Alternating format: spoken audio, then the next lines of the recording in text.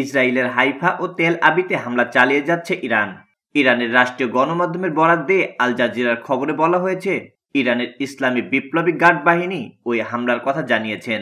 IRGC বলেছে, ইসরায়েলের Haifa ও তেল আবি শহরে হামলা শুরু হয়েছে। সামরিক লক্ষ্যবস্তু এবং সামরিক শিল্প সম্পর্কিত কেন্দ্রগুলোর বিরুদ্ধে নতুন একটি সমন্বিত ক্ষেপণাস্ত্র ও ড্রোন হামলা শুরু হয়েছে। আইআরজিসি আরও জানিয়েছে, ড্রোন অভিযান চলমান রয়েছে, যেখানে ১০০টিরও বেশি ধরনের যুদ্ধ ও আত্মঘাতী ড্রোন ইসরায়েলের বিরুদ্ধে হামলায় ব্যবহার করা হচ্ছে।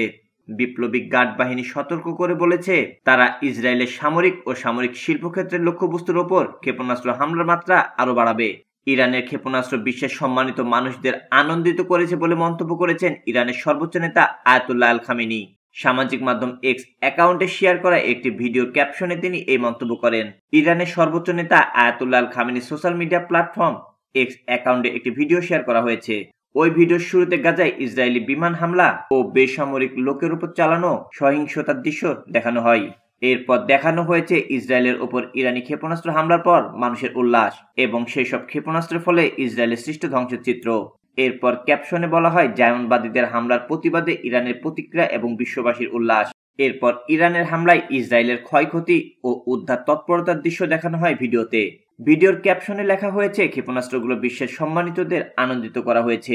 ধারণা করা হচ্ছে, ইরানের সর্বোচ্চ নেতার এই বক্তব্য তাকে সমর্থনকারী জনগোষ্ঠী, বিশেষ করে ফিলিস্তিনি ও অন্যান্য মুসলিম দেশের জনগণের আবেগকে উস্কে দিতেই প্রকাশ করা হয়েছে।